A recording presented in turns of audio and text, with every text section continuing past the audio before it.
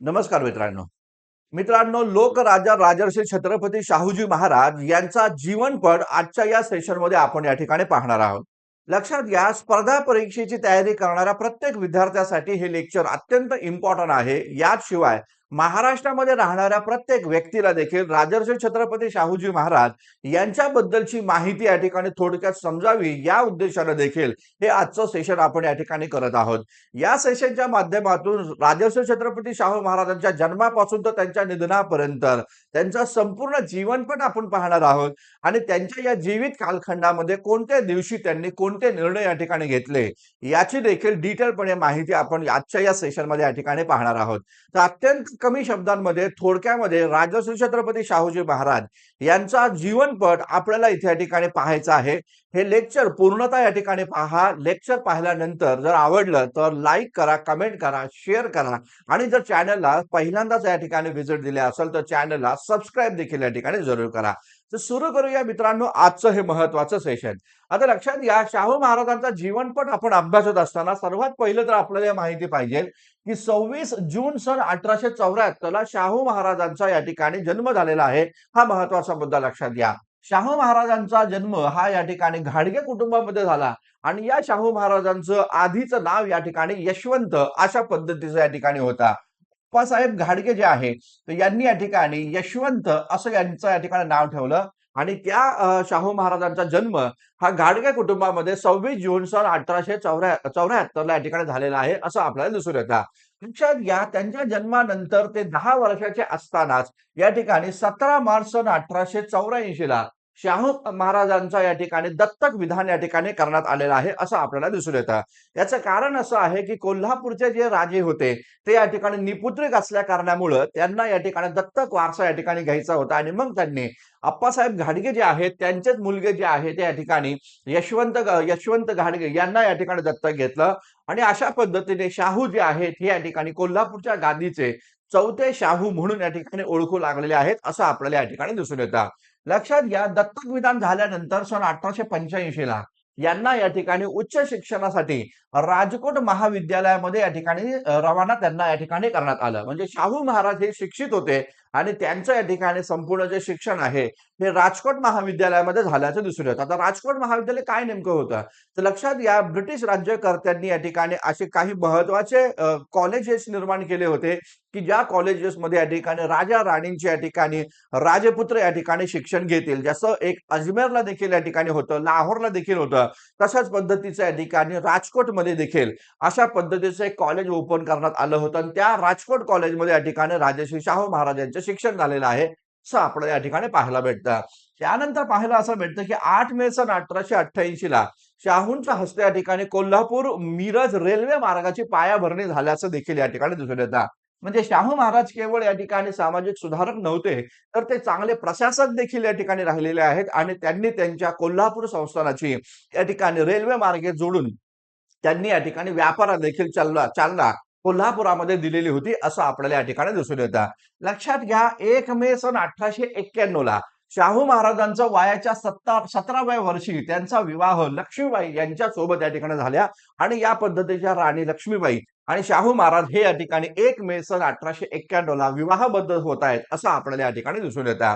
त्यानंतर 2 एप्रिल सन 1894 ला या ठिकाणी शाहू महाराजांनी राज्य कारभाराची सूत्र या ठिकाणी स्वीकारलेली आहे असं आपल्याला दिसून येतं.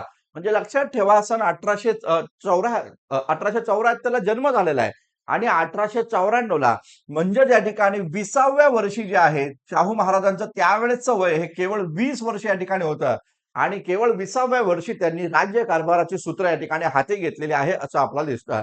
लक्षात ठेवा, जेव्हा शाहू महाराजांनी राज्य कारभाराची सूत्र हाती घेतली तेव्हा पुण्यामध्ये एक संघटना होती जिचं नाव होतं पुणा सार्वजनिक सभा. तेव्हा या पुणा सार्वजनिक सभेनं शाहू राजांना या ठिकाणी पुण्यामध्ये आमंत्रित केलं आणि त्या पुण्यामध्ये या ठिकाणी शाहू महाराज जे आहे त्यांचा इथे या ठिकाणी जाहीर सत्कार देखील पुणा सार्वजनिक सभेच्या माध्यमातून करण्यात आला होता. हा पण महत्वाचा मुद्दा या ठिकाणी लक्षात घ्या. लक्षात घ्या, शाहू महाराज या ठिकाणी भारतामध्ये होणाऱ्या शिक्षण संदर्भामध्ये अत्यंत काळजीपूर्वक या ठिकाणी काम करत होते आणि त्यांना कायम असं वाटत होतं की आपल्या कोल्हापूर संस्थानामध्ये स्त्री शिक्षणाचं प्रमाण या ठिकाणी वाढलं गेलं पाहिजे आणि म्हणूनच त्यांनी रखमाबाई केळवकर जे आहे तर या रखमाबाई केळवकर यांची 1 सप्टेंबर 1895 ला स्त्री शिक्षण खात्याचे प्रमुख म्हणून किंवा स्त्री शिक्षण खात्याचे अधीक्षक म्हणून या ठिकाणी नियुक्ती केलेली आहे असं आपल्याला दिसून येतं. शाहू महाराजांचा हा प्रयोग अत्यंत यशस्वी झालेला आहे असं देखील पाहायला भेटतं कारण रखमाबाई केळवकर यांची जेव्हा नियुक्ती या ठिकाणी झाली त्यानंतर मग कोल्हापूर संस्थानामध्ये स्त्री शिक्षणाचं प्रमाण हे मोठ्या प्रमाणावर वाढलेलं आहे अशा प्रकारची माहिती आपल्याला या ठिकाणी मिळते. लक्षात ठेवा रखमाबाई केळवकर जे आहे त्यांची एक मुलगी जी होती जिचं नाव होतं कृष्णाबाई केळवकर. आता लक्षात घ्या ही जी कृष्णाबाई केळवकर आहे यांचा संपूर्ण शिक्षणाचा खर्च शाहू महाराजांनी या ठिकाणी उचलला आणि विशेष महत्वाचं म्हणजे या कृष्णाबाई या ठिकाणी आपल्याला पाहायला भेटतात की भारतातल्या तिसऱ्या महिला डॉक्टर या ठिकाणी म्हणलेलं आहे असं देखील या ठिकाणी पाहायला भेटतं. या कृष्णाबाईंचं सारं शिक्षण या ठिकाणी शाहू महाराजांनी या ठिकाणी शैक्षणिक खर्च उचलल्याचं या ठिकाणी पाहायला भेटतं. ज्या कृष्णाबाई रखमाबाई केळवकर जे आहे त्यांच्या या ठिकाणी काय आहे मुलगी या ठिकाणी होती हे लक्षात घ्या. पुढे पाहायला भेटतं सन 1895 ला शाहू महाराजांनी या ठिकाणी कोल्हापूरमध्ये शाहूपुरी या नावाच्या या ठिकाणी व्यापार पेठ देखील या ठिकाणी स्थापन केलेली आहे. ज्या व्यापार पेठेमुळे या ठिकाणी कोल्हापूर संस्थान जे आहे या कोल्हापूर संस्थानामध्ये मोठ्या प्रमाणावर व्यापाराला चालना या ठिकाणी मिळालेली आहे असं आपल्याला या ठिकाणी दिसून येतं. याच नंतर लक्षात घ्या सन 1895 ला शाहू महाराजांनी एक अत्यंत महत्वाचा व क्रांतिकारी निर्णय या ठिकाणी घेतला. 1895 ला या ठिकाणी भास्करराव जाधव जे बहुजन समाजातील या ठिकाणी होते हे भास्करराव जाधव या ठिकाणी MA चे शिक्षण घेऊन या ठिकाणी उत्तीर्ण झालेले होते. तर लक्षात घ्या हा व्यक्ती म्हणजे भास्करराव जाधव ही जी व्यक्ती आहे ही व्यक्ती या ठिकाणी त्या काळातील या ठिकाणी बहुजन समाजातली या ठिकाणी उच्च शिक्षित व्यक्ती या ठिकाणी होते आणि मग या भास्करराव जाधव यांना या ठिकाणी शाहू महाराजांनी सहाय्यक सरसुभा या पदावर या ठिकाणी नियुक्त केलेला आहे 1895 ला. लक्षात ठेवा ज्यावेळेस शाहू महाराजांनी सहाय्यक सरसुभा म्हणून बहुजन समाजातील एका व्यक्तीला अर्थातच भास्करराव जाधव यांना या ठिकाणी नियुक्त केलं तेव्हा त्या काळामध्ये उच्चवर्णीयांच्या पोटामध्ये या ठिकाणी पोटसूळ या ठिकाणी निर्माण झाला कारण सहाय्यक सरसुभा सारख्या पदांवर अति महत्वपूर्ण पदांवर केवळ त्या काळामध्ये उच्चवर्णीय ब्राह्मणच आपला दावा करत होते आणि म्हणून सुधारक असणारे न्यायमूर्ती रानडेंनी शाहू महाराजांना त्या संदर्भामध्ये हटकलं देखील आणि भूमिका अशी मांडली की भास्करराव जाधव यांच्या कुटुंबामध्ये कोणीही व्यक्ती या ठिकाणी सहाय्यक सरसुभा या पदावर काम करत नसतानाही तुम्ही त्या व्यक्तीला या ठिकाणी कोल्हापूरच्या सहाय्यक सरसुभा या पदावर नियुक्त केलंय. तुम्हाला कोल्हापूरचं राज्य काय या ठिकाणी नष्ट करायचं आहे का अशा प्रकारची टीका शाहू महाराजांवर या ठिकाणी न्यायमूर्ती रानडेंनी त्यावेळेस केली होती. मात्र शाहू आपल्या निर्णयाप्रती या ठिकाणी ठाम होते आणि त्यांनी बहुजन समाजातील एका व्यक्तीला भास्करराव जाधव यांना सहाय्यक सरसुभा या पदावर नियुक्त केलं होतं. हा पण एक महत्वाचा मुद्दा या ठिकाणी लक्षात घ्या. पुढे पाहायला भेटतं सन 1898 ला पुणे मुंबई आणि सारा पश्चिम महाराष्ट्रामध्ये मोठ्या प्रमाणावर या कालखंडामध्ये प्लेगची साथ या ठिकाणी आली होती. आपल्या सर्वांना माहिती असेल सन 1898 ला प्लेग निवारण करत असताना महाराष्ट्रातले 2 महत्वाचे समाज सुधारक यांचं निधन झालं. त्यापैकी एक होत्या सावित्रीबाई फुले आणि दुसरे होते या ठिकाणी नारायण मेघाजी लोखंडे. 1898च्या दरम्यान जेव्हा प्लेगची साथ आली तेव्हा या ठिकाणी प्लेग आणि दुष्काळाचं थैमान जेव्हा या ठिकाणी होतं तेव्हा शाहू राजांनी या ठिकाणी प्लेग आणि त्याचबरोबर दुष्काळ निवारण करण्यासाठी मोठ्या प्रमाणावर उपाय योजना या ठिकाणी केलेल्या आहेत असं आपल्याला दिसून येतं. प्लेगच्या साथ जावी यासाठी औषध फवारणी करण्यात आली आणि याचबरोबर या ठिकाणी दुष्काळ जे आहे या दुष्काळातून दिलासा मिळावा यासाठी शाहू महाराजांनी त्या काळामध्ये या ठिकाणी मोफत दवाखाने आणि त्याचबरोबर या ठिकाणी लोकांना या ठिकाणी मोफत अन्नधान्य देखील वाटप केलेलं आहे असं देखील या ठिकाणी पाहायला भेटतं. लक्षात घ्या नोव्हेंबर सन 1899 ला महाराष्ट्राच्या इतिहासामध्ये एक अत्यंत महत्वाचं प्रकरण या ठिकाणी घडलं. ज्या प्रकरणाला आपण वेदोक्त प्रकरण या नावाने या ठिकाणी संबोधतो. वेदोक्त प्रकरण काय नेमकं होतं तर त्या काळातील उच्चवर्णीय लोक जे आहे हे या ठिकाणी छत्रपती शिवाजी महाराजांचे जे पण कोण वंशज या ठिकाणी आहे त्या वंशजांना या ठिकाणी शूद्र समजत होते आणि त्यांचं असं म्हणणं या ठिकाणी होतं की शूद्र लोक जे आहे या शूद्र लोकांच्या घरामध्ये जेव्हा धार्मिक विधी या ठिकाणी होईल तेव्हा तो धार्मिक विधी वेदांमध्ये सांगितलेल्या मंत्रोच्चार न करता पुराणांमध्ये सांगितलेल्या मंत्रोच्चारानं करायला हवा अशा प्रकारचं एक मोठं वातावरण त्या कालखंडामध्ये होतं. आणि मग हे वेदोक्त प्रकरण यापूर्वी या ठिकाणी साताऱ्याच्या प्रतापसिंह महाराज यांच्या संदर्भामध्ये पण घडलं होतं. त्याचबरोबर बडोद्याचे सयाजीराव गायकवाड यांच्या संदर्भामध्ये पण घडलं होतं आणि आता तर थेट कोल्हापूरचे राजे शाहू शाहू छत्रपती शाहू महाराज यांच्या संदर्भामध्ये देखील हे वेदोक्त प्रकरण या ठिकाणी घडलं. जेव्हा शाहू महाराज या ठिकाणी पंचगंगा नदीवर या ठिकाणी जेव्हा या ठिकाणी शाही स्नान करण्यासाठी गेले होते, तेव्हा तिथे या ठिकाणी नारायण भट या नावाचा या ठिकाणी एक पुरोहित या ठिकाणी होता आणि हा नारायण भट हा पुरोहित शाहू महाराजांचं शाही स्नान चालू असताना तो वेदोक्त पद्धतीने नव्हे, पुराणोक्त पद्धतीने धार्मिक विधी या ठिकाणी करत होता. त्या काळामध्ये शाहू महाराजांच्या सोबत या ठिकाणी राजाराम शास्त्री भागवत जे त्यांचे मित्र होते आणि वेदशास्त्रामध्ये पंडित होते, त्यांच्या गोष्ट ही लक्षात आली. त्यांनी शाहू महाराजांना सांगितलं, की या ठिकाणी तुमचा शाही स्नान हा पुराणोक्त पद्धतीने होत आहे. तुम्ही शूद्र आहात म्हणून या ठिकाणी हे पुराणोक्त पद्धतीने नारायण भट या ठिकाणी करत आहे. हा तुमचा अपमान आहे.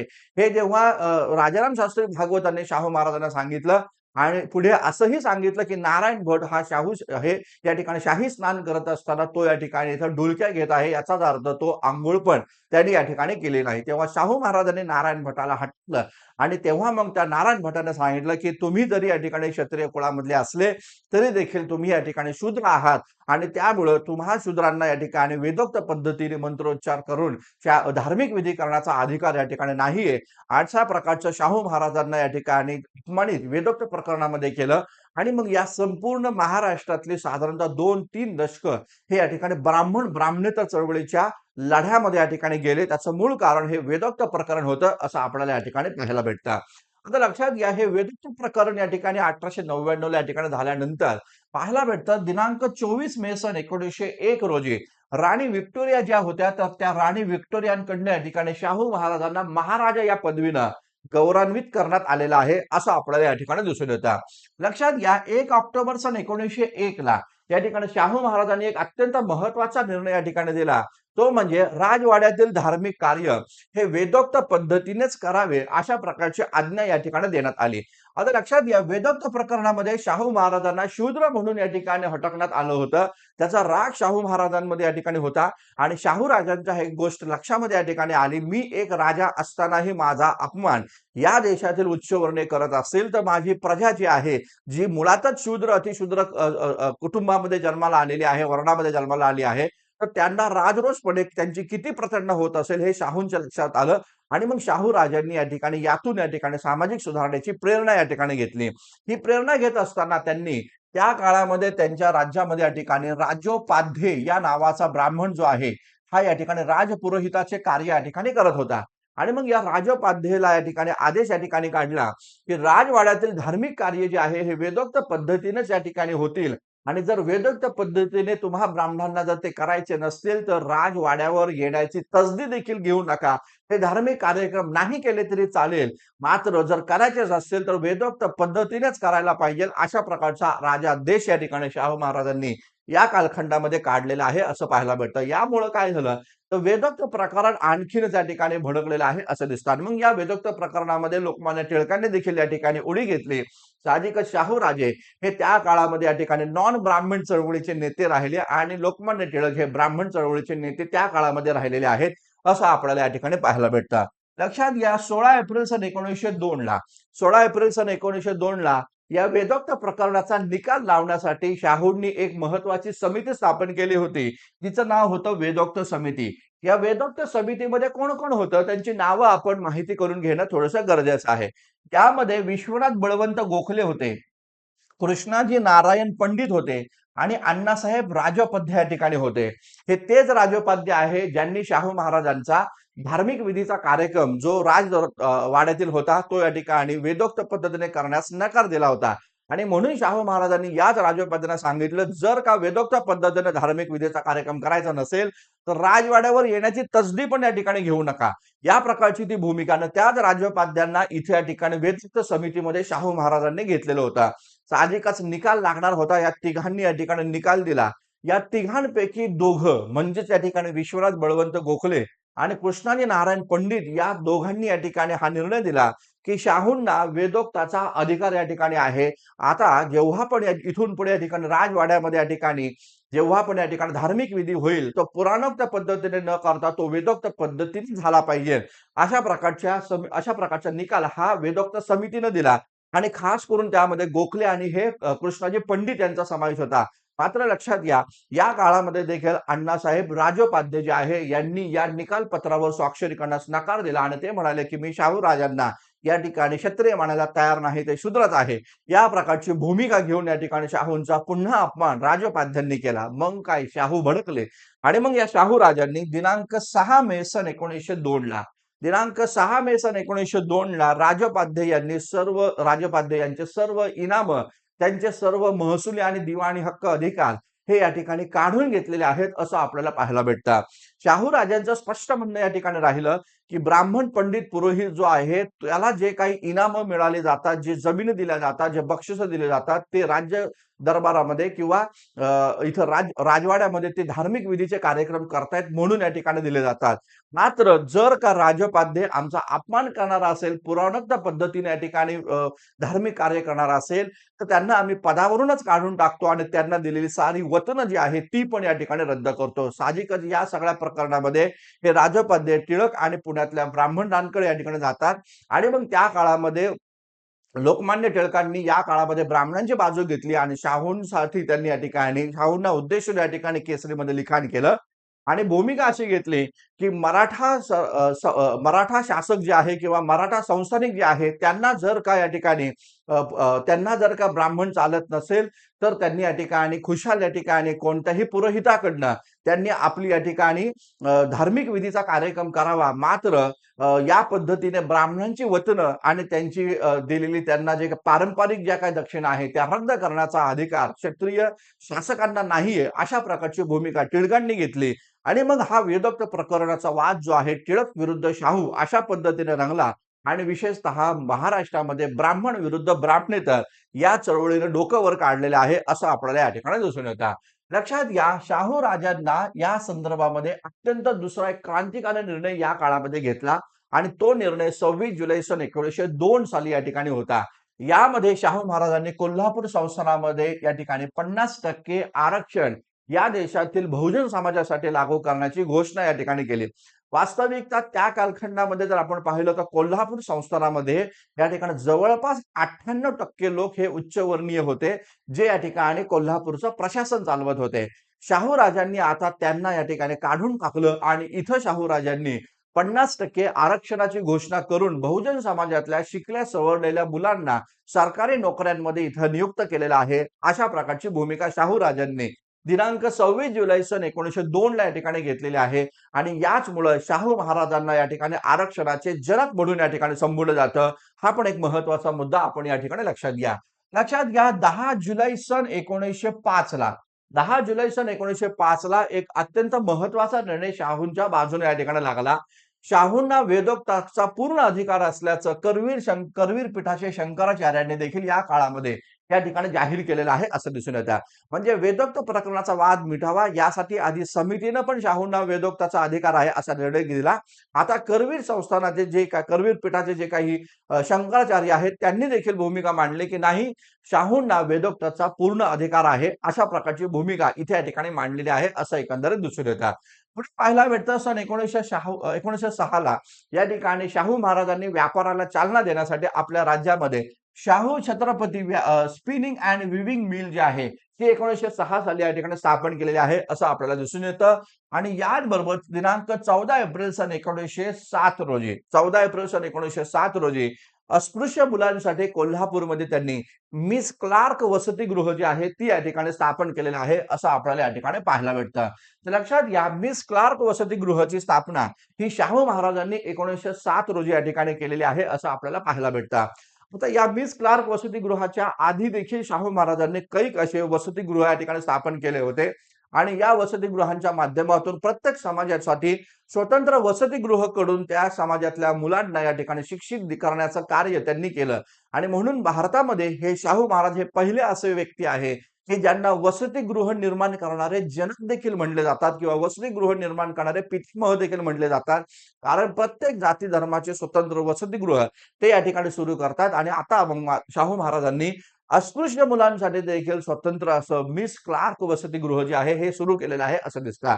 लक्षात घ्या, या सगळ्या प्रकरणामध्ये आपल्याला कर्मवीर भाऊराव पाटील जे आहे, या भाऊराव पाटील यांच्या संदर्भामध्ये एक महत्वाचा मुद्दा आपण थोडंसं इथे या ठिकाणी समजून घेऊया. आता झालं असं की शाहू महाराजांच्या या राज्यात कर्मवीर भाऊराव पाटील जे आहे हे जैन बोर्डिंग जे आहे त्या जैन बोर्डिंग वसतिगृहामध्ये विद्यार्थी म्हणून काम करत होते किंवा तिथं विद्यार्थी या ठिकाणी होते.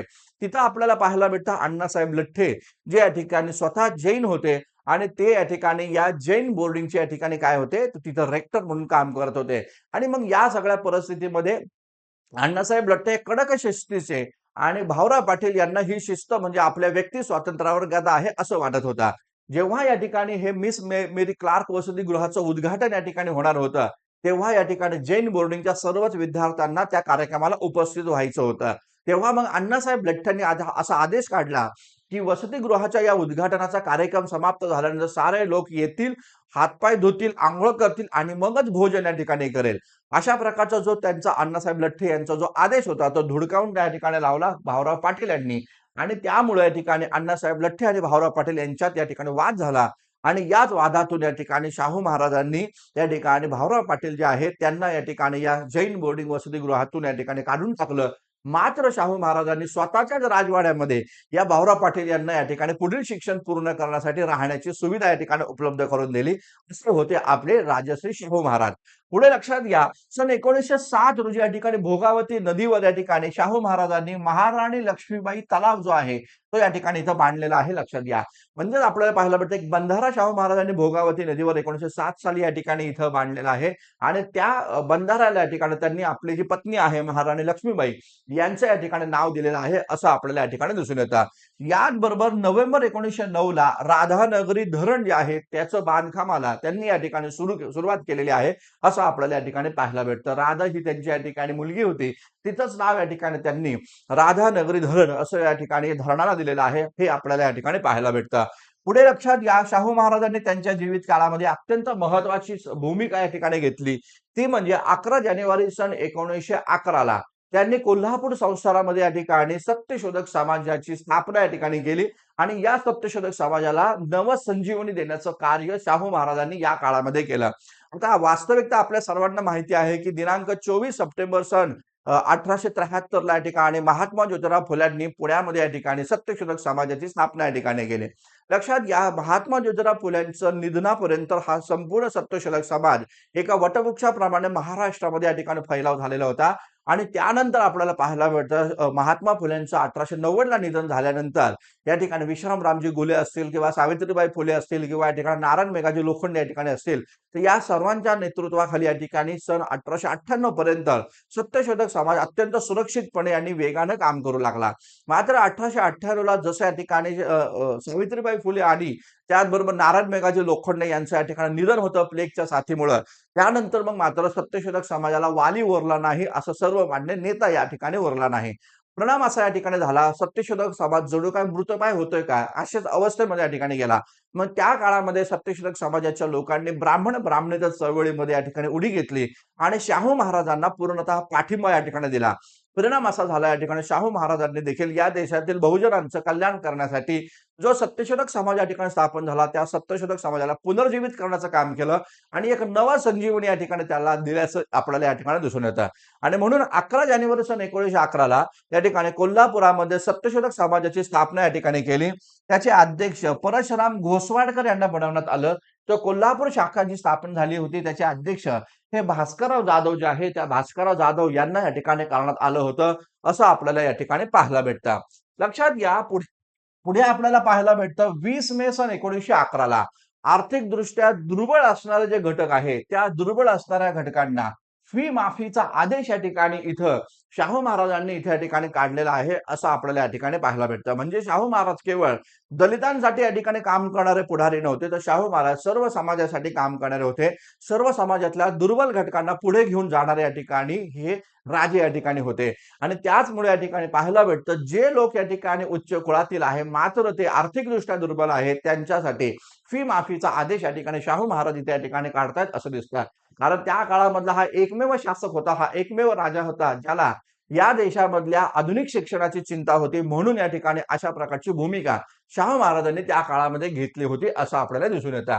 लक्षात घ्या, सप्टेंबर 1911ला मागासलेल्या जातीच्या विद्यार्थ्यांची देखील फी माफ करण्याचा आदेश हा शाहू महाराज या ठिकाणी इथं काढतायत असं आपल्याला दिसून येतं. पुढे पाहायला भेटतं 28 मे सन 1913ला प्रत्येक गावात शाळा स्थापन करण्याचा जाहीरनामा देखील या ठिकाणी काढला. आणि शाहू महाराजांनी त्यांच्या जीवित काळामध्ये प्रत्येक गावामध्ये शाळा निर्माण करण्याची जी मोहीम हाती घेतली होती ती या ठिकाणी पूर्णत्वास या ठिकाणी नेलेली आहे असं आपल्याला दिसून येतं. या शाळांमध्ये या ठिकाणी त्यांनी केवळ या ठिकाणी केवळ या ठिकाणी बहुजन समाजातल्या मुलांना शिक्षित केलं नाही, तर बहुजन समाजामध्ये जे गुणवंत विद्यार्थी आहेत त्यांना ट्रेनिंग देऊन त्यांना शिक्षित बनवलं.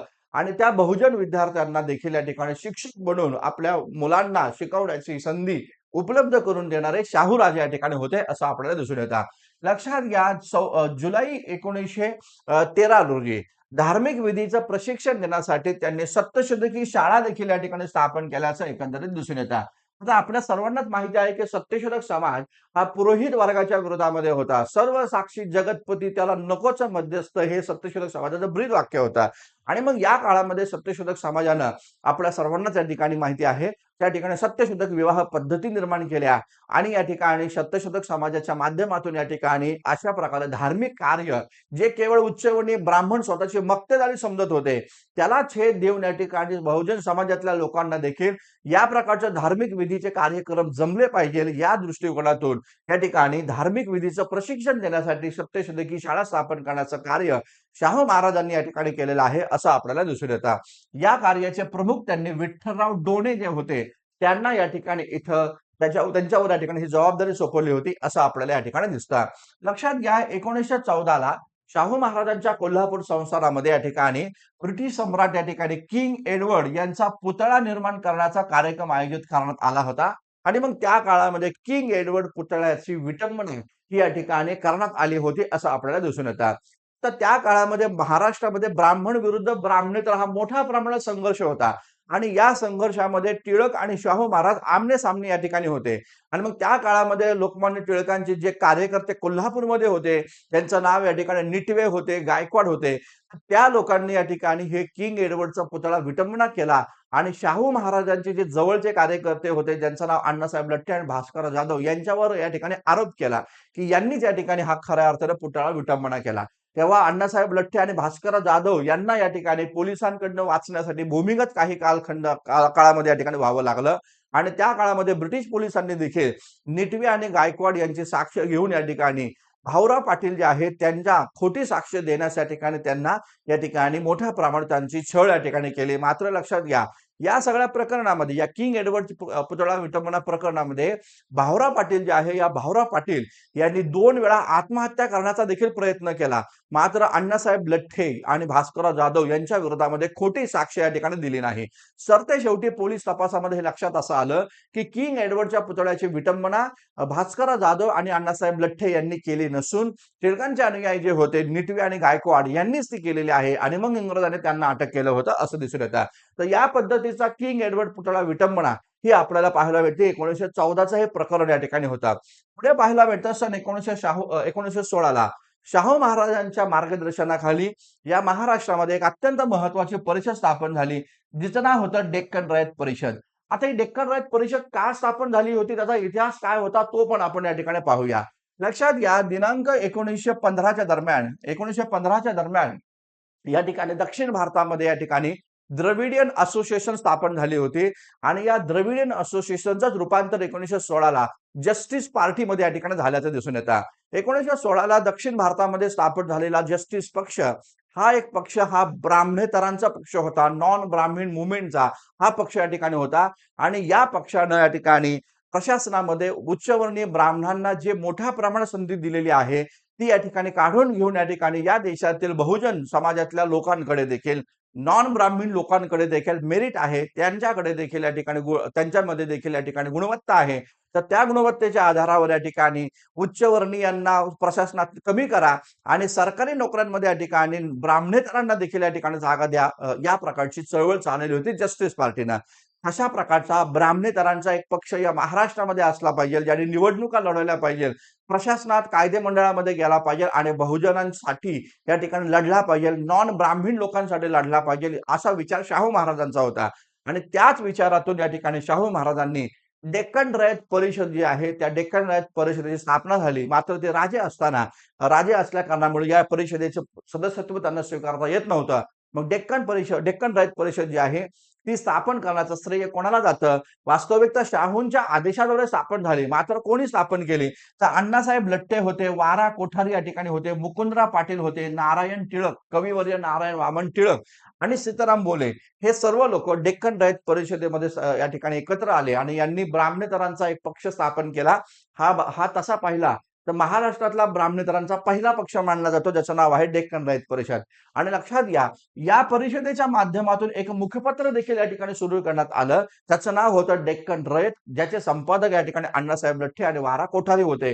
हा पण मुद्दा आपण या ठिकाणी लक्षात घ्या. पुढे आपल्या सर्वांनाच या ठिकाणी माहिती की 1916ला गंगाराम कांबळे जे आहे, या गंगाराम कांबळे एका अस्पृश्य समाजाच्या व्यक्तीला त्यांनी या ठिकाणी सत्य सुधारक नावाचं उपहारगृह देखील या ठिकाणी कोल्हापूरमध्ये काढून दिलेले आहे. आता या गंगाराम कांबळेचं प्रकरण काय नेमकं होतं ते थोडंसं आपण या ठिकाणी पाहूया. शाहू महाराज या ठिकाणी आपल्या राज्यामध्ये नसताना हे गंगाराम कांबळे जे होते एका ठिकाणी या ठिकाणी काम करत होते. तेव्हा त्या भागामध्ये त्यावेळेचे जे काही बलदंड असणारे आणि त्याचबरोबर या ठिकाणी त्या भागातले त्या काळातील जे काही उच्चवर्णीय मराठा कुळातले जे लोक होते त्यांनी गंगाराम कांबळेला या ठिकाणी विनाशुल्क काम करण्यासाठी ठिकाणी बोलवलं आणि ते करण्यास या ठिकाणी गंगाराम कांबळे यांनी या ठिकाणी नकार दिल्यामुळं त्यावेळेसच्या उच्चवर्णीय मराठा बंधूंनी या ठिकाणी काय केलं तर या गंगाराम कांबळे जे आहेत त्यांना बेदम मारहाण या ठिकाणी केली. साहजिकच मग या पद्धतीने जेव्हा शाहू महाराज या ठिकाणी इथं कोल्हापुरामध्ये आले तेव्हा गंगाराम कांबळेंनी त्या लोकांची तक्रार शाहू महाराजांकडे या ठिकाणी केली.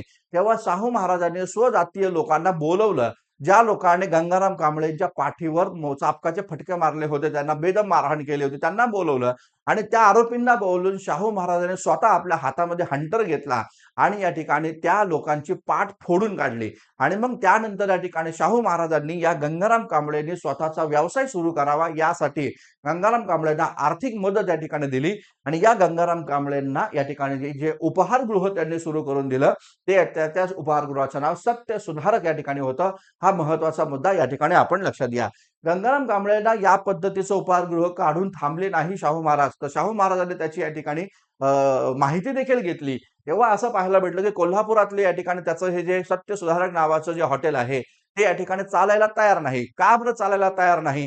कारण गंगाराम कांबळे हा महार होता. गंगाराम कांबळे या ठिकाणी अस्पृश्य होता आणि त्यामुळे त्या अस्पृश्याच्या हॉटेलमध्ये उच्चवर्णीय लोक जात नव्हते आणि जे दलित लोक होते, जे या ठिकाणी पीडित लोक होते, त्यांच्याकडे तर पैसा नव्हता आणि म्हणून ते हॉटेल काढूनही काय उपयोग नाही, हे शाहूंच्या लक्षात आलं. आणि मग स्वतः शाहू महाराज या ठिकाणी आपल्या मोटारीतून आपल्या ब्राह्मण मित्रांना सोबत घेऊन, राजवाड्यातल्या प्रशासकीय अधिकाऱ्यांना सोबत घेऊन या ठिकाणी गंगाराम कांबळेच्या हॉटेलमध्ये जाऊ लागले आणि तिथं हॉटेलमध्ये गंगाराम कांबळेंनी बनवलेला चहा हा या ठिकाणी पिऊ लागले, ज्याचा आदर्श त्यांनी या ठिकाणी लोकांना घालून दिला की अस्पृश्यता निर्मूलनाला सुरुवात या ठिकाणी केवळ भाषणातून करायची नसती, तर स्वतःपासून या ठिकाणी करायची असती.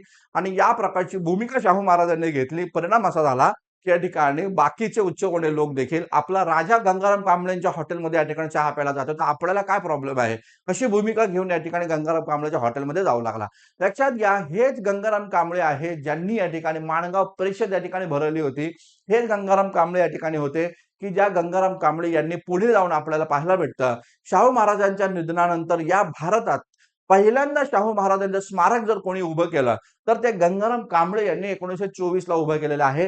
हा महत्वाचा मुद्दा आपण या ठिकाणी इथं अधोरेखित करणं गरजेचं आहे. पुढे पाहायला भेटतं 25 जुलै सन 1917. 25 जुलै सन 1917ला शाहू महाराजांनी सक्तीच्या मोफत प्राथमिक शिक्षणाचा जाहीरनामा या ठिकाणी केला. लक्षात असू द्या 1917ला 25 जुलै 1917ला शाहू महाराजांनी मोफत सक्तीचं प्राथमिक शिक्षण कोल्हापुरातल्या लोकांना दिलं पाहिजे या प्रकारचा जाहीरनामा या ठिकाणी गेला. वास्तविकता अशा प्रकारचा जाहीरनामा सन 1906ला पहिल्यांदा बडोदा संस्थानानं आणलेला होता. बडोद्यामध्ये सयाजीराव गायकवाडांचं राज्य होतं आणि त्यांना देखील शिक्षणाचं महत्त्व समजलं होतं आणि म्हणून त्यांनी 1906ला बडोदा संस्थानामध्ये प्रत्येक मुलाला मोफत आणि सक्तीचं शिक्षण दिलं जाईल अशा प्रकारचा जाहीरनामा 1906ला बडोदामध्ये काढला होता. तर तशाच प्रकारचा आदेश शाहू महाराजांनी 1917ला कोल्हापूरमध्ये काढलेला आहे असं आपल्याला दिसून येतं. 26 नोव्हेंबर 1917ला शाहूंच्या द्वारे सक्तीचं शिक्षण करण्याचा आदेश या ठिकाणी दिला आणि सांगितलं गेलं या ठिकाणी प्रत्येकाच्या आई बापांना सांगितलं गेलं की तुमच्या मुलांना या ठिकाणी शाळेमध्ये पाठवा आणि ज्या दिवशी मुलगा या ठिकाणी शाळेमध्ये येणार नाही त्या दिवशी 1 आणा त्याला दंड या ठिकाणी भरावा लागेल. अशा प्रकारचे सक्तीचं शिक्षण या ठिकाणी त्यांनी कोल्हापुरातल्या लोकांना उपलब्ध करून दिलं आणि आई वडिलांना पण सांगितलं की तुम्हाला जर का 1 आणा वाचवायचा असेल तर तुम्हाला काय करायचंय आपल्या मुलाला शाळेमध्ये पाठवायचं. ज्याचा परिणाम असा होतो की बहुजन समाजातली मुलं या ठिकाणी शिक्षित होऊ लागली आणि शिक्षित होऊन ते मोठ्या हुद्द्यावर पदावर काम करू लागले आणि स्वतःचं जीवन त्यांनी या ठिकाणी प्रज्वलित केलेलं आहे असं आपल्याला दिसून येतं. पुढे पाहायला भेटतं ऑक्टोबर 1917ला विधवा पुनर्विवाहाचा कायदा शाहू महाराज त्यांच्या राज्यामध्ये कोल्हापूर संस्थानामध्ये करतायत असं आपल्याला दिसून येतं. तर लक्षात घ्या 1917ला विधवा पुनर्विवाहाचा कायदा शाहू महाराजांनी इथे या ठिकाणी केलेला आहे. हा महत्वाचा मुद्दा या ठिकाणी लक्षात घ्या. पुढे पाहायला भेटतं 1917लाच इन्फंट्री मिलिटरी स्कूल जे आहे त्याची स्थापना शाहू महाराजांनी पुण्यामध्ये केलेली आहे असं एकंदरीत त्या ठिकाणी पाहायला भेटतं. तर इन्फंट्री मिलिटरी स्कूल हे या ठिकाणी शाहू महाराजांनी केलं. शाहू महाराजांनी लष्करी प्रशिक्षण आपल्या भारतीय मुलांना दिलं गेलं पाहिजे यासाठी इन्फंट्री मिलिटरी स्कूलची स्थापना या ठिकाणी केलेली आहे. आज हे स्कूल या ठिकाणी पुढे SSPMSS या नावानं ओळखलं जातं जे पुण्यामध्ये आपल्या सर्वांना त्या ठिकाणी माहिती आहे हे लक्षात घ्या.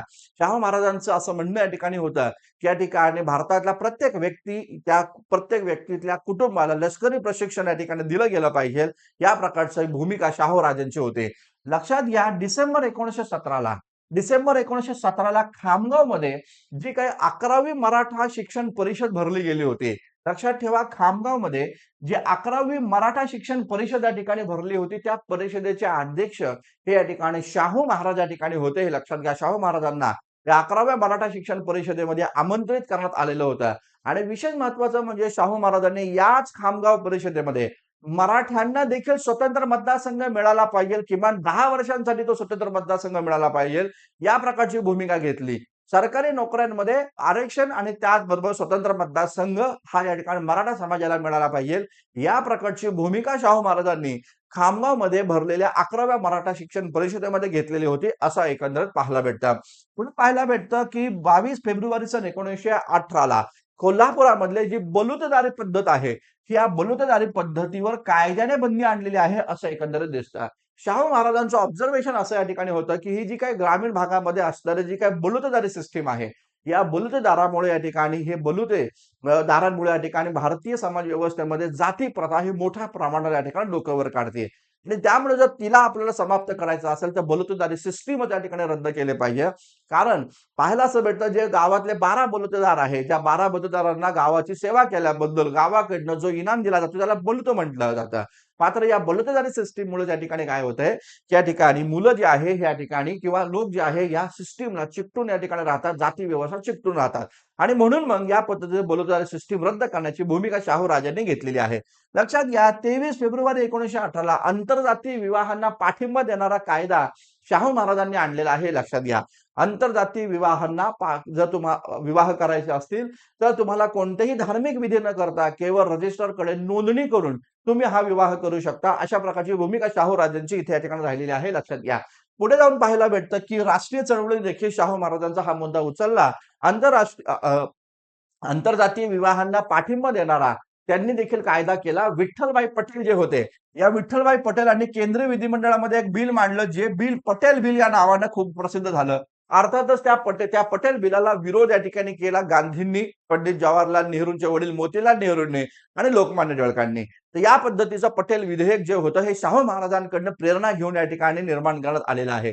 लक्षात ठेवा 25 जून सन 1918ला कुलकर्णी वतन रद्द करण्याचा कायदा हा या ठिकाणी आदेश या ठिकाणी शाहू राजांनी केला.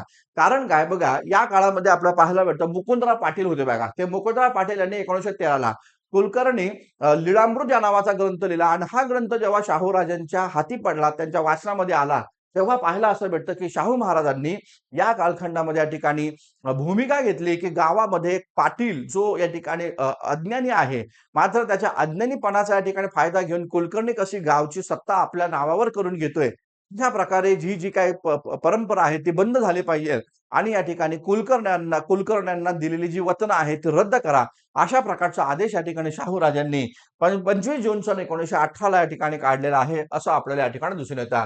लक्षात घ्या, 26 जून सन 1918 शाहू महाराजांनी महारांवर कामाची सक्ती न करणारा, म्हणजे महार लोक जे त्या काळामध्ये वेठबिगारी होते, तर ती वेठबिगारी पद्धत रद्द करा व त्यांच्या जमिनी त्यांच्या नावावर करण्याचा जाहीरनामा या ठिकाणी काढलेला होता असं दिसतं. जे महार समाजाचे लोक या ठिकाणी बलुतेदार म्हणून काम करत होते, गावाची सेवा केल्याबद्दल त्यांना बलुत दिलं जायचं. तर त्या ज्या जमिनी आहेत, त्या जमिनी या ठिकाणी कागदोपत्री त्यांच्या नावावर झाल्या पाहिजेत, अशा प्रकारची भूमिका शाहू राजांची होती आणि म्हणून मग अस्पृश्य महार समाजाची असणारी वेठबिगारी रद्द करण्याचं काम शाहू राजांनी केलं आणि सोबतच या ठिकाणी त्यांच्या नावावर जमिनी देखील करण्याचा जाहीरनामा त्यांनी काढला. 17 जुलै सन 1918 अस्पृश्यांची गुलामगिरी नष्ट करणारा व त्यांना मानवी स्वातंत्र्य हक्क देणारा जाहीरनामा हा या ठिकाणी इथं शाहू महाराज इथे या ठिकाणी प्रसिद्ध करतात, हे लक्षात घ्या. म्हणजे महत्वाचा मुद्दा लक्षात घ्या, बाबासाहेब आंबेडकरांचं राजकारणामध्ये पदार्पण होण्याच्या आधी शाहू महाराजांनी कोल्हापूर संस्थानातल्या अस्पृश्य महार समाजासाठी एवढं महत्वाच्या भूमिका घेऊन महत्वाचे निर्णय घेतलेले होते. महत्वाचा मुद्दा आहे हा, आपण लक्षात घ्या. लक्षात घ्या, 29 जुलै सन 1918 शाहू महाराजांनी अजून एक महत्वाचा या ठिकाणी आदेश काढला, ते म्हणजे परंपरागत कुलकर्णी नेमणूक पद्धत जी होती ती बंद केली पाहिजे. गावाचा कारभार करण्यासाठी कुलकर्ण्याला जी नियुक्ती केली जायची ती भारतातल्या परंपरा पद्धतीने या ठिकाणी केली जायची. तर आता कुलकर्ण्याची नियुक्ती न करता त्या कुलकर्ण्याच्या पदावर या ठिकाणी बहुजन समाजातले मुलं जे शिकले सवरलेले आहेत त्यांना ती जबाबदारी द्या, अशी शाहू महाराजांनी आदेश काढले आणि म्हणून मग कुलकर्णी नेमणूक पद्धत त्यांनी बंद केली. त्याऐवजी पगारी तलाठी नेमण्याची पद्धत शाहू राजांनी या ठिकाणी आणलेली आहे. आता आता बघा, गावचा कारभार कोण पाहतो? तलाठी पाहतोय. ते तलाठी हे पदच शाहू महाराजांनी आणलं आणि मग या काळामध्ये पाटील तलाठी स्कूलची स्थापना देखील शाहू महाराज करतात आणि कुलकर्णी जे कार्य गावामध्ये करतो त्याचं प्रशिक्षण हे या ठिकाणी बहुजन मुलांना या ठिकाणी देऊन गावच्या पाटलांना या ठिकाणी देण्यात आलं आणि मग पाटील तलाठी स्कूल स्थापन करण्यात आलेले आहे, लक्षात घ्या. लक्षात घ्या, 1 ऑगस्ट 1918 गुन्हेगारी जातीच्या लोकांची हजेरी पद्धत बंद करावी अशी शाहूंची आज्ञा या ठिकाणी राहिलेली आहे. म्हणजे गुन्हेगारी पार्श्वभूमी असणारे जे काही आपल्या देशामध्ये जे काही समुदाय आहे त्यांना जी हजेरी लावण्याची पद्धत होती ती बंद करण्याचं काम शाहू राजांनी 1918लाच केलेलं आहे, हा महत्वाचा मुद्दा लक्षात घ्या. 8 ऑगस्ट 1918 सरकारी खात्यात अस्पृश्यांना अग्रक्रम द्यावा असा देखील शाहू महाराजांनी आदेश काढला. म्हणजे अस्पृश्यांच्या मुलांना केवळ शिक्षण द्यायचं नाहीये, तर अस्पृश्यांच्या मुलांना सरकारी नोकऱ्या पण मिळाल्या पाहिजे त्यांचा जीवनाचा उद्धार करण्यासाठी, याची पण काळजी शाहू राजांनी घेतली आणि म्हणून सरकारी खात्यात अस्पृश्यांना अग्रक्रम दिला पाहिजे. म्हणजे अस्पृश्य जर या ठिकाणी खुर्ची आणि टेबलावर बसला आणि तो साहेब जर बनला तर त्याच्या खालचे लोक त्याला देखील सॅल्यूट करतील, अशा प्रकारच्या शाहूंचा या ठिकाणी भूमिका या संदर्भामध्ये राहिलेली आहे, हे आपल्याला दिसून येतं.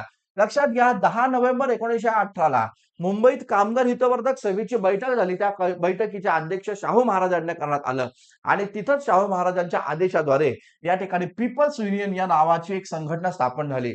लक्षात घ्या, पीपल्स युनियन काय होतं, तर ही कामगारांची संघटना होती. शाहू महाराज हे या ठिकाणी द्रष्टे नेते होते. भारतातीलच नव्हे तर जगातील राजकारणाची त्यांना जाण होती.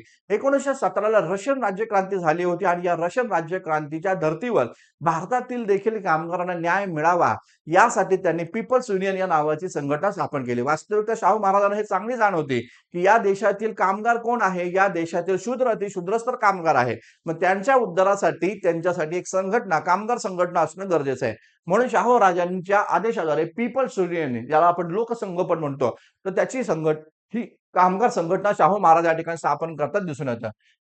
पीपल्स युनियन मध्ये कोण कोण होतं, तर भास्करराव जाधव होते, परशुराम शिंदे होते, हरिश्चंद्र तालचरकर होते, दामोदर यंदे होते आणि रामचंद्र वंडेकर हे या ठिकाणी होते, असं आपल्याला दिसून येतात. पुढे पाहायला भेटतं की 5 फेब्रुवारी 1919ला डॉक्टर कुर्तकोटी जे होते यांची करवीर पीठाच्या शंकराचार्य पदावरून शाहू महाराजांनी हकालपट्टी केलेली आहे. लक्षात घ्या हे कुर्तकोटी आधी शाहू महाराजांशी चांगले वागत होते. मात्र जसजसं ते या ठिकाणी राष्ट्रीय नेत्यांच्या संपर्कामध्ये गेले तेव्हा हे या ठिकाणी हे कुर्तकोटी मात्र यांनी शाहू महाराजांच्या विरोधामध्ये भूमिका घेतली. शाहू महाराजांची इच्छा नसतानाही 1919च्या दरम्यान झालेल्या किंवा 1918-19च्या दरम्यान झालेल्या हिंदू महासभेच्या बैठकीला हे डॉक्टर कुर्तकोटी गेले. शाहू महाराजांना या सगळ्या गोष्टी या ठिकाणी अमान्य होत्या, की हिंदू महासभेच्या या बैठकीला डॉक्टर कुर्तकोटी जावे हे शाहू महाराजांना या ठिकाणी अपेक्षित नव्हतं. तेव्हा हे डॉक्टर कुर्तकोटी हिंदू महासभेच्या बैठकीला गेले म्हणून शाहू महाराजांनी या ठिकाणी यांच्यावर कारवाई केली आणि करवीर पीठाच्या शंकराचार्य या पदावरून त्यांची हकालपट्टी केलेली आहे. हा पण एक महत्वाचा मुद्दा इथे या ठिकाणी लक्षात घ्या. लक्षात घ्या 1919ला स्त्रियांचा छळ व घटस्फोट याविषयी स्त्रियांना संरक्षण देणारा कायदा जो आहे तो शाहू महाराज इथे या ठिकाणी निर्माण करतात असं आपल्याला दिसून येतं. 30 सप्टेंबर 1919ला अस्पृश्यांच्या स्वतंत्र शाळा बंद केल्या. आता पाहिलं आपण बघा मिस मेरी क्लार्क वसतिगृह जे होतं ते अस्पृश्यांसाठी स्वतंत्र वसतिगृह होतं. स्वतंत्र शाळा पण त्यांनी निर्माण केल्या होत्या. आता शाहूंच्या लक्षात असं आलं की आता अस्पृश्यांची मुलं शिकलेली आहेत, उच्चवर्णीयांच्या बरोबर आलेली आहेत आणि म्हणून मग त्यांनी अस्पृश्यांच्या ज्या स्वतंत्र शाळा आहेत त्यानंतर या ठिकाणी जाऊन बंद केलेल्या आहेत असं आपल्याला दिसतं. 8 ऑक्टोबर 1919ला कोल्हापुरातील सर्व सरकारी व सार्वजनिक ठिकाणे अस्पृश्यांसाठी खुले करण्याचं कार्य त्यांनी केलं. म्हणजे आपल्याला माहिती बघा बाबासाहेब आंबेडकरांनी 1927ला 14 तळे सत्याग्रह केला आणि त्या संदर्भात सीताराम केशव बोले 1923ला मुंबई विधिमंडळामध्ये अस्पृश्यांसाठी सार्वजनिक पाणवठे खुले करण्याचा आदेश या ठिकाणी काढतात. कधी 1923ला मुंबई कायदे मंडळामध्ये आणि मग त्या काळामध्ये शाहू महाराजांनी त्याच्याही आधी आपल्या संस्थानामध्ये कोल्हापुरातील सर्व सरकारी व सार्वजनिक ठिकाणे हे अस्पृश्यांसाठी खुले करण्याची भूमिका या काळामध्ये घेतलेली होती असं आपल्याला या ठिकाणी दिसून येतं. लक्षात ठेवा एप्रिल 1919ला कानपूरमध्ये एक 13वी कुणबी परिषद भरलेली होती. कानपूरमध्ये या ठिकाणी 13वी क्षत्रिय कुणबी परिषद भरली होती. त्या परिषदेचे अध्यक्ष शाहू महाराजांना बनवण्यात आलेलं होतं आणि शाहू महाराजांना याच कानपूरमध्ये भरलेल्या क्षत्रिय कुणबी परिषदेमध्ये या ठिकाणी शाहू महाराजांना राजश्री या पदवीनं सन्मानित करण्यात आलेलं आहे असं आपल्याला या ठिकाणी पाहायला भेटतं. 17 जानेवारी सन 1920ला जोगतीन व देवदासी प्रतिबंधक कायदा देखील त्यांनी संमत केला. अस्पृश्य समाजातले लोक जे जोगतीन म्हणत होते, देवदासी म्हणत होते, त्या देवदासीच्या विरोधामध्ये शाहू महाराज या ठिकाणी आवाज उठवतात आणि या पद्धतीनं जोगतीन व देवदासी प्रतिबंधक कायदा ते या ठिकाणी इथं निर्माण करतात असं आपल्याला दिसून येतं. लक्षात घ्या फेब्रुवारी 1920ला डॉक्टर बाबासाहेब आंबेडकरांच्या मूकनायक या वर्तमानपत्रास या ठिकाणी शाहू महाराज या ठिकाणी सुमारे 2,500 रुपयाची या ठिकाणी आर्थिक मदत या ठिकाणी करतात असं दिसून येतं. लक्षात ठेवा मूकनायकाचा पहिला अंक हा 31 जानेवारी सन 1920ला या ठिकाणी झाला. जो दत्तोबा पवार या एका व्यक्तीने या ठिकाणी शाहू महाराजांच्या हातामध्ये दिला आणि मग पाहिलं असं भेटतं की शाहू महाराज या ठिकाणी खूप जास्त प्रसन्न झाले आणि त्या संदर्भामध्ये शाहू महाराजांनी मूकनायकला आर्थिक मदत करण्याचा निर्णय घेतला. लक्षात ठेवा शाहू महाराज हे स्वतः राजे होते तरी देखील त्यांनी डॉक्टर बाबासाहेब आंबेडकरांच्या घरी जे बाबासाहेब आंबेडकर 10/12च्या मुंबईतल्या बीडीटी चाळीमध्ये राहत होते तिथं जाऊन शाहू महाराजांनी बाबासाहेब आंबेडकरांची भेट घेतली आणि तिथं माता रमाबाईंच्या हातून देखील त्यांनी या ठिकाणी चहा इथे या ठिकाणी घेतला आणि त्यानंतर शाहू महाराजांनी या ठिकाणी इथं स्वतः आणलेली जी 2,500 रुपयाची रक्कम जी आहे बाबासाहेब आंबेडकरांना मूकनायक अंक या ठिकाणी चालवण्यासाठी दिलेली आहे असं देखील आपल्याला या ठिकाणी पाहायला भेटतं. पुढे पाहायला भेटतं मार्च 1920 रोजी हुबळीमध्ये जी राष्ट्रीय सामाजिक परिषद भरली होती तर त्या राष्ट्रीय सामाजिक परिषदेचे अध्यक्ष शाहू महाराज इथे या ठिकाणी बनलेले होते. हा पण एक महत्वाचा मुद्दा इथे या ठिकाणी लक्षात घ्या आणि याच हुबळीमधल्या भरलेल्या राष्ट्रीय सामाजिक परिषदेमध्ये या ठिकाणी यांनी आव्हान या ठिकाणी केलं. कारण 1920 साली निवडणुका होत्या आणि त्या निवडणुकांमध्ये बहुजन समाजाच्या लोकांनी आपल्याच समाजातल्या लोकांना मतदान करायला पाहिजे, बहुजनांनाच लोकांनी मतदान केलं पाहिजे या प्रकारची भूमिका देखील शाहू महाराजांनी हुबळीतल्या या राष्ट्रीय सामाजिक परिषदेमधनं मांडलेली आहे. तर लक्षात असू द्या 22 मार्च 1920 साली माणगाव परिषद जी आहे या माणगाव परिषदेचं आयोजन करण्यात आलं. तर माणगाव परिषदेमध्ये तर भारतीय इतिहासामध्ये 4 चांद लावले कारण या परिषदेचे अध्यक्ष जे होते हे डॉक्टर बाबासाहेब आंबेडकर होते आणि प्रमुख पाहुणे शाहू महाराजांना इथं आमंत्रित केलं आणि शाहू महाराजांनी माणगाव परिषदेमध्ये डॉक्टर बाबासाहेब आंबेडकरांप्रती एक महत्वाची भूमिका इथे या ठिकाणी व्यक्त केली आणि भूमिका अशी मांडली समोर उपस्थित असणाऱ्या अस्पृश्यांना शाहू महाराजांनी उद्देशून असं सांगितलं माझं अस्पृश्यांप्रती असणारं जे प्रेम आहे हे दाईचं प्रेम आहे. मात्र ज्यांनी अस्पृश्यतेचा खऱ्या चटके या ठिकाणी सहन केले ते बाबासाहेब आंबेडकर हेच तुम्हाला आईचं प्रेम या ठिकाणी देईल. अशा प्रकारची भूमिका बाबासाहेब आंबेडकरांबद्दल शाहू महाराजांनी मांडली आणि ते बाबासाहेब आंबेडकरांबद्दल शाहू महाराज इथंच या ठिकाणी म्हणतायत, की बाबासाहेब आंबेडकर हे केवळ अस्पृश्यांचे पुढारी नव्हे, तर या देशाचे पुढे जाऊन भाग्यविधाता देखील बनतील. या प्रकारची भूमिका शाहू महाराजांनी या माणगाव परिषदेतच मांडली होती. या माणगाव परिषदेमध्ये कोण-कोण उपस्थित होतं त्यांची नावं पण आपल्याला माहिती करून घेणं गरजेचं आहे. आप्पासाहेब दाडगोंडा पाटील जे गाव कामगार होते त्यांनीच ही परिषद आयोजित केली होती. दत्तोबा पवार, तुकाराम गणेशाचार्य आणि गंगाराम कांबळे हे प्रमुख लोक जे आहे, हे या माणगाव परिषदेमध्ये पुढारी म्हणून उपस्थित होते हे लक्षात असू द्या. आणि माणगाव परिषदेचे अध्यक्ष डॉक्टर बाबासाहेब आंबेडकर यांना करण्यात आलं होतं हे लक्षात घ्या. लक्षात ठेवा 15 एप्रिल सन 1920 ला शाहू महाराजांच्या हस्ते नाशिकमध्ये उदाजी मराठा विद्यार्थी वसतिगृहाची स्थापना या ठिकाणी करण्यात आलेली होती. हा पण महत्वाचा मुद्दा लक्षात घ्या. तर नाशिक येथे उदाजी मराठा विद्यार्थी वसतिगृह हे या ठिकाणी शाहूंच्या हस्ते या ठिकाणी स्थापन करण्यात आलेलं आहे असं आपल्याला दिसून येतं. लक्षात ठेवा 15 जून 1920 ला राजवाड्यातील धार्मिक विधी ब्राह्मणेतर पुरोहिताच्या हस्ते करण्याची शाहूंची राजज्ञा या ठिकाणी होते. म्हणजे शाहूंची ही भूमिका ही याच पद्धतीची राहिलेली आहे, की धार्मिक विधीचा कार्यक्रम या ठिकाणी उच्चवर्णीय पुरोहिताच्या हस्ते न करता तो या ठिकाणी ब्राह्मणेतर लोकांच्या हातून या ठिकाणी करावा, या प्रकारची भूमिका शाहू राजांनी या ठिकाणी 15 जून सन 1920 ला या ठिकाणी घेतलेली आहे असं दिसतं. 12 ऑक्टोबर 1920 ला आणखीन एक अत्यंत क्रांतिकारी निर्णय शाहू राजांनी या ठिकाणी घेतला. ती म्हणजे काय, मराठा छात्र जगद्गुरू या पदावर या ठिकाणी नियुक्त करण्यात आलेला आहे लक्षात घ्या.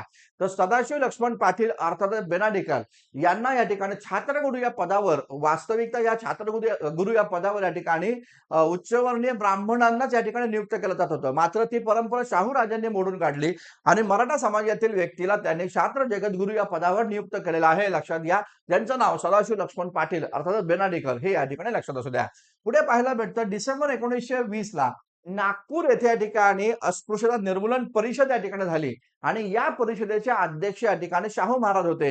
ही परिषदेचे स्वागताध्यक्ष हे विदर्भातले दलित नेते होते. नाव त्यांचं होतं कालेचरण नंदा गवळी.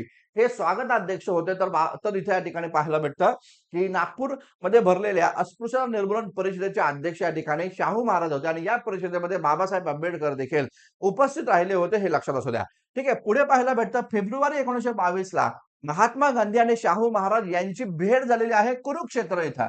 तर कुरुक्षेत्र गांधी आणि शाहू महाराज यांची भेट 1922 ला या ठिकाणी झाली आणि त्यानंतर 6 मे 1922 ला वयाच्या 48व्या वर्षी शाहू महाराजांचं या ठिकाणी निधन झालेलं आहे असं आपल्याला या ठिकाणी पाहायला भेटतं.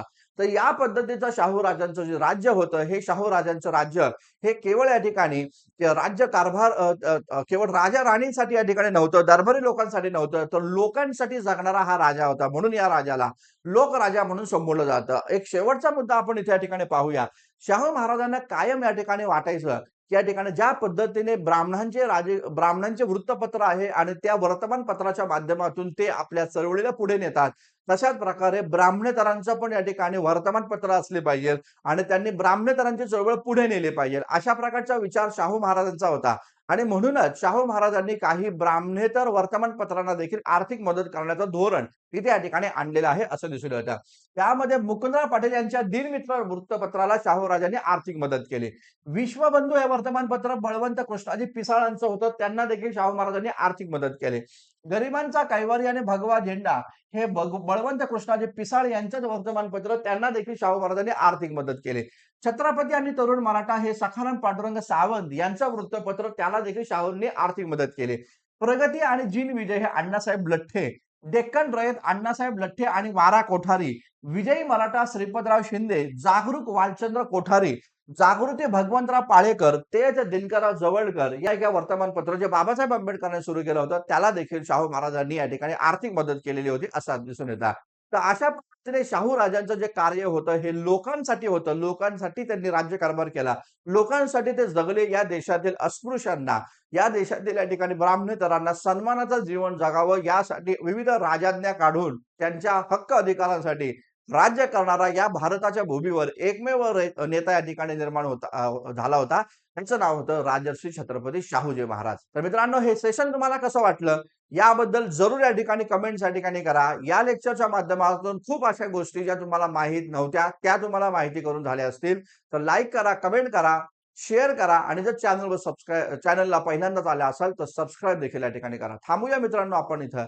धन्यवाद. Thank you very much.